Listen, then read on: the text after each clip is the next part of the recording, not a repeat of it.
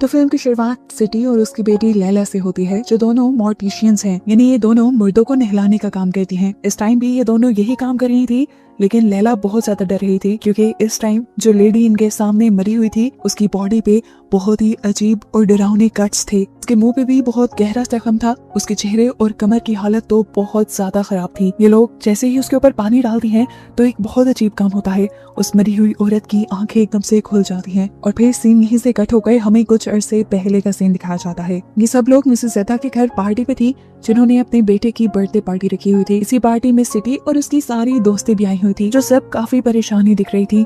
इन सब के हस्बैंड्स इन्हें छोड़ चुके थे, सिवाय टेरी के जिसकी शादी नहीं हुई थी। खैर ये लोग पार्टी एंजॉय करते हैं और इसके बाद वापस आ जाते हैं। पूरी पार्टी में भी सिटी खामोश थी और वापस घर आते हुए भी उसकी इसी परेशानी को उसकी बेटी लैला बहुत ज्यादा बढ़ा रही थी, क्योंकि उसको उनका काम नहीं पसंद था। वो एक मेकअप आर्टिस्ट बनना चाहती थी, लेकिन लैला उसे समझाती है कि इस काम में बहुत इज्जत है और ये काम हर कोई नहीं करता। खैर ये लोग घर आ जाते हैं और सिटी प्रेयर करने के लिए खड़ी हो जाती है। पता नहीं क्यों पिछले कुछ दिन से उसे बहुत ज्यादा डर लगने लगा था।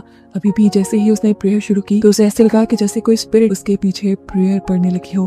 खैर डरते हुए उसने प्रेयर खत्म कर दी और तभी गांव में अनाउंसमेंट हुई कि मिसेस एदा मर चुकी हैं। अभी ही तो उनकी पार्टी से आई थी। सिटी जल्दी से तैयार होकर उनकी बॉडी को वॉश करने के लिए चली गई, जबकि लैला आज घर पे ही थी। यहाँ सिटी जब मिसेस एदा के घर गई तो उसने देखा कि उनकी लाश का बहुत बुरा हाल था। ऐसा लग रहा था कि किसी ने उसके साथ बहुत जबरदस्ती की हो, उसे बहुत पीटा हो। उसकी बॉडी पे जगह जगह खून के निशान थे और वही खून उसके कपड़ों पर, बेडशीट पर और फर्श पे भी था। खैर सिटी उस बॉडी को नहलाकर घर वापस आ जाती है, जहाँ लैला और उसका बेटा आरिफ घर की टूटी छत से निकलते हुए पानी को कंट्रोल करने की कोशिश कर रहे थे। लैला ने नोटिस किया कि सिटी बहुत ज्यादा परेशान है। वो घबराई हुई हालत में एदा के कपड़े जला रही थी। जब लैला ने पूछा कि मॉम आप ये क्या कर रही हैं, तो सिटी ने जवाब दिया कि मरे हुए लोगों की चीजों को जला देना चाहिए। लैला ने हाँ में सर हिलाते हुए कहा, ठीक है आप अंदर जाएं, ये काम मैं कर लेती हूँ। उन चीजों को जलाते हुए उसने उन कपड़ों में से एक पिक्चर भी निकाली जो कि फटी हुई थी, और इस फटी हुई पिक्चर में उसकी मॉम सिटी भी खड़ी थी। घर में सिटी के साथ और भी अजीब काम हो रहे थे। वो जब बेड पे लेटी हुई थी तो उसे लगा कि बेड पर आके लैला लेटी है। उसने लैला से पूछा, क्या तुमने डोर बंद किया? ये कहते ही जैसे ही उसने पीछे मुड़कर लैला को देखा तो पीछे कोई भी नहीं था और इससे वो बहुत ज्यादा डर गई। इतनी देर में लैला यहाँ आई और लैला ने उससे पूछा, आपको क्या हुआ? लेकिन सिटी ने उससे बात छुपा ली। थोड़ी देर बाद सिटी जब उठकर वॉशरूम में गई तो उसे शीशे में अपनी जगह अपना भूत खड़ा दिखाई दिया और इसे देखकर उसने जोर से चीख मारी। खैर सब सो रहे थे, वो भी आकर लेट गई और आधी रात में हमने उनके रूम में एक बहुत ही भयानक साय को आता देखा। ये साया बहुत बड़ा था और किसी भयानक एंटिटी का लग रहा था। इस साय का एहसास होते ही सिटी की आंख खुल गई। इससे पहले कि सिटी कुछ करती, उस साय ने सिटी का गला पकड़ लिया। सीन इसके बाद कट हो जाता है और सुबह जब लैला उठती है तो वो सिटी को बहुत ही बुरे अंदाज में मरा हुआ पाती है। उसके चारों तरफ खून ही खून था और सिटी अब मर चुकी थी। ये काम रात वाले उस साय का ही था।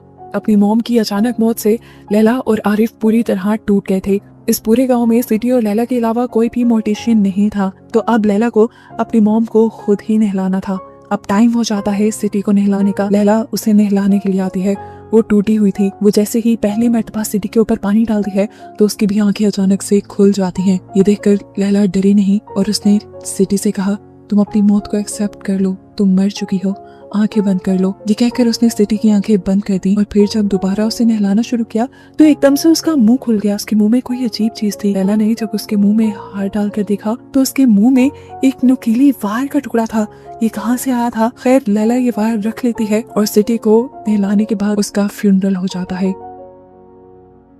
लैला जानती थी कि मरने वाले की सारी चीजों को जला देना चाहिए, लेकिन सिटी उसकी माँ थी। चाहने के बावजूद भी वो सिटी की चीजें नहीं जला पाई और उसे धोकर उसने अपने पास रखने का फैसला किया। जबकि आरिफ भी अपनी मॉम को बुलाने के लिए कामों में मसरूफ हो गया।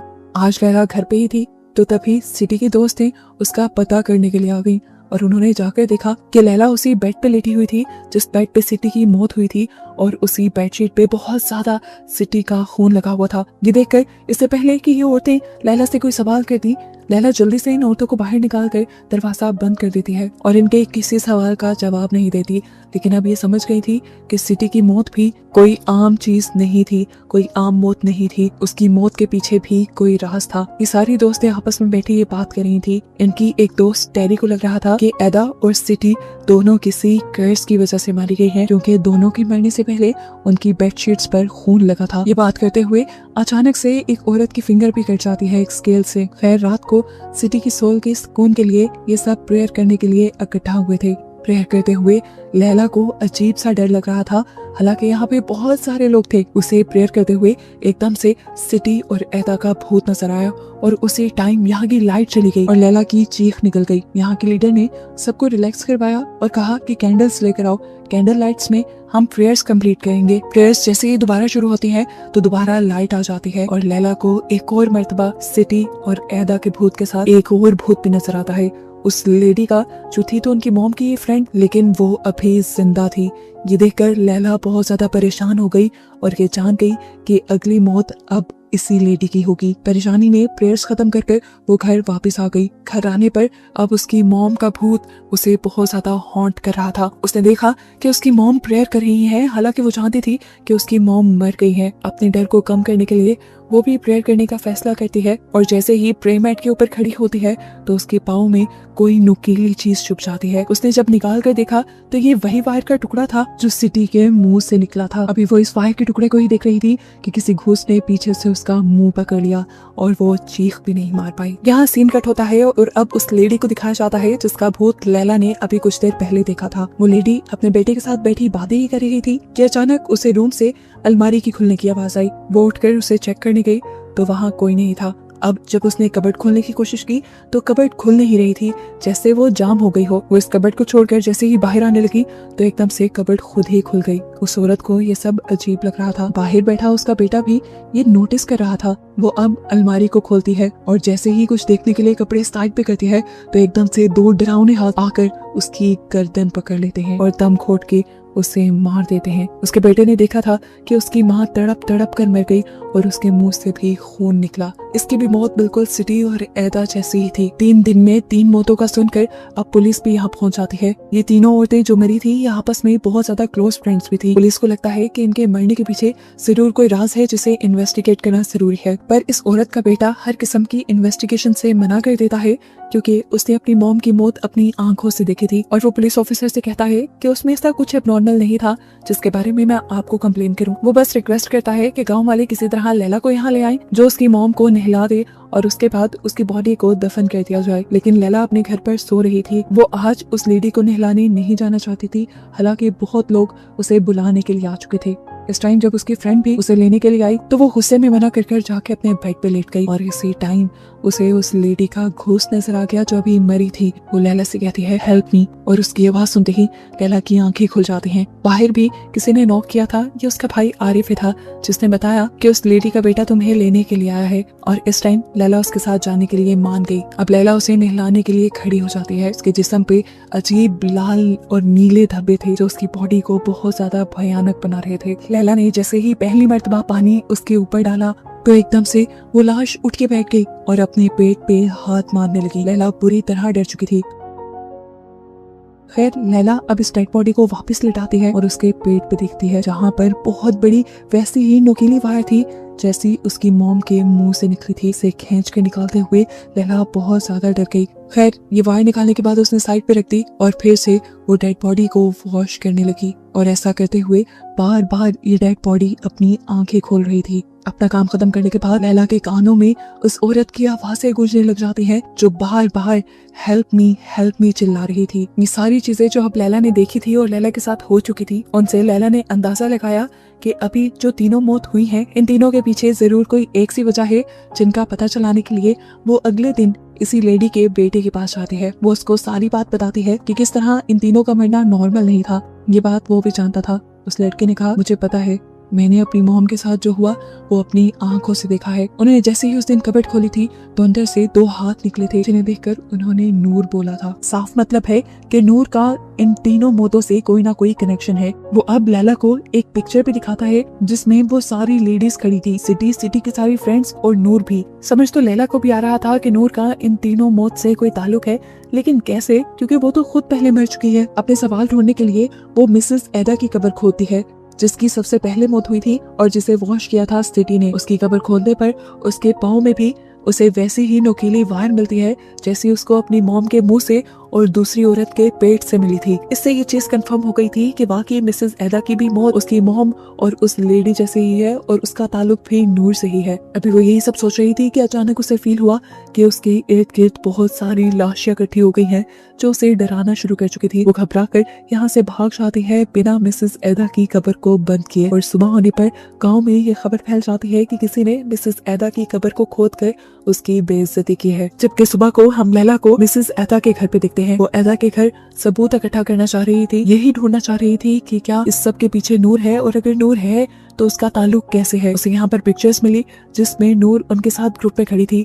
इतनी ही देर में यहाँ पर मिसेस एडा और सिटी की एक तीसरी दोस्त टेरी आ गई, जिसकी अभी शादी नहीं हुई थी। वो टेरी से नूर के बारे में पूछने लगी तो टेरी चीख चीख कर अपना मुंह नोचने लगी और उसने लैला से कहा कि नूर इवल थी, उसके बारे में नहीं सोचो। ये कहते ही वो वहां से भाग गई और कुछ ही देर में यहाँ पर दोबारा टेरी आ गई, जिसे अभी जो सब हुआ था वो नहीं पता था।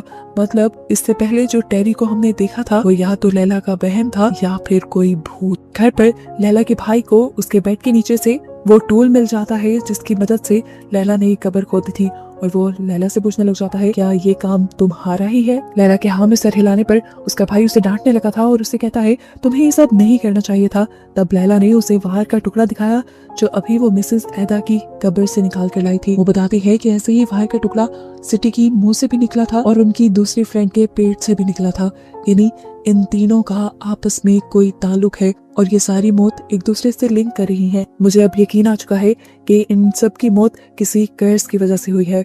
हम देखते हैं कि बाहर टेरी खड़ी इनकी ये सारी बातें सुन रही थी। वो जाकर इस बात को अपनी बात बनाकर गांव में फैला देती है और सारी औरतें डरने लग जाती हैं कि गांव की औरतें किसी कर्ज की वजह से मर रही हैं और ये कर्ज किसी नूर नाम की औरत की वजह से आया है। अब नूर कौन थी? नूर के बारे में गांव की औरतों से पता चलता है कि उसके हस्बैंड मर गए थे और वो अकेली रहती थी। अकेली रहने के बाद उसने गांव के बहुत सारे मर्दों को अपनी तरफ अट्रैक्ट करना शुरू कर दिया, जिसकी वजह से सारी औरतों ने मिलकर उसे गांव से बाहर निकाल दिया। ये सारी बात वो लैला की दोस्त रीटा को भी बता रही थी। तो रीटा इन सारी औरतों से कहती है कि अगर गांव के मर्द ऐसी किसी औरत के पास जाते हैं तो इसमें उस औरत का कसूर नहीं है, उन मर्दों का ही कसूर है।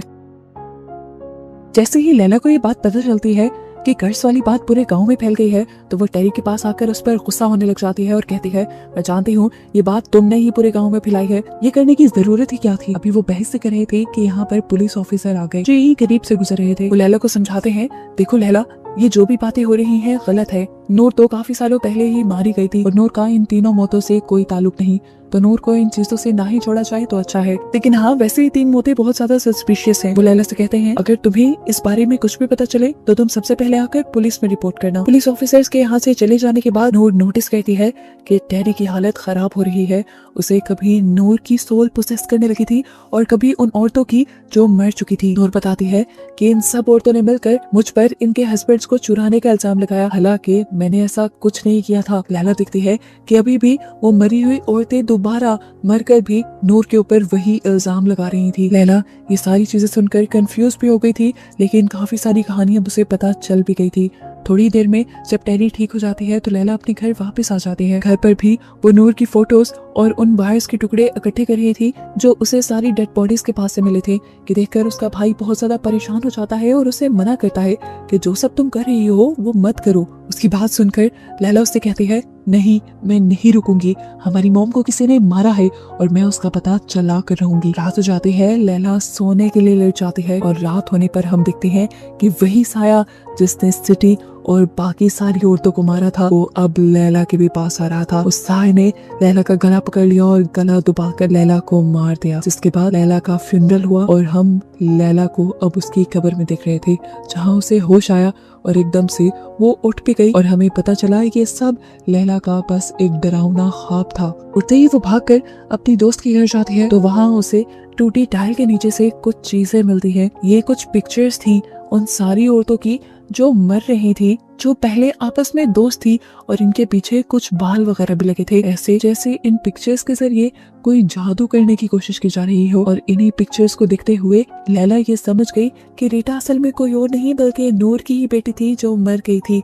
ये देखते ही लैला फौरन टेरी के घर जाती है ये बताने के लिए, लेकिन दूसरी तरफ हमें सिटी और टेरी की एक और दोस्त को दिखाया जाता है जो अब पोसेस हो रही थी। उसको नूर की सोल ही कंट्रोल कर रही थी, जिसके बाद नूर की सोल ने उसे गला घोट कर मार और उसकी आंख में भी नोकीली वायर का टुकड़ा स्टैब कर दिया। अब ये क्लियर हो गया था कि इन सबको मारने वाली और कोई नहीं नूर की सोल ही थी, जो सबको मारने के बाद अपनी निशानी के तौर पर उन सबकी बॉडीज में वायर का टुकड़ा रख देती थी। यहाँ लैला जब टेरी के घर पहुंची तो उसे सारी मरी हुई औरतों के घूस नजर आने लग गए और यहाँ पर उसे उस औरत का भी घूस नजर आया जिसके बारे में उसे पता भी नहीं था कि वो मर गई। और घूस देखने पर उसे ये समझ आ गई कि अब वो भी औरत मर गई है। अब लैला जल्दी से उस औरत के घर गई उसकी डेड बॉडी को देखने के लिए और लैला को देखते ही वो डेड बॉडी उठ खड़ी हुई। उसकी बॉडी में से लंबा वायर का टुकड़ा निकलने लगा और यहाँ ये देखकर लैला को हेलुसिनेशंस होने लगे। उसे लगा कि वो जो वायर उस मरी हुई औरत के पास से निकली है वो उसे ही अपने गिर्द लपेट कर अपने आप को मार रही है,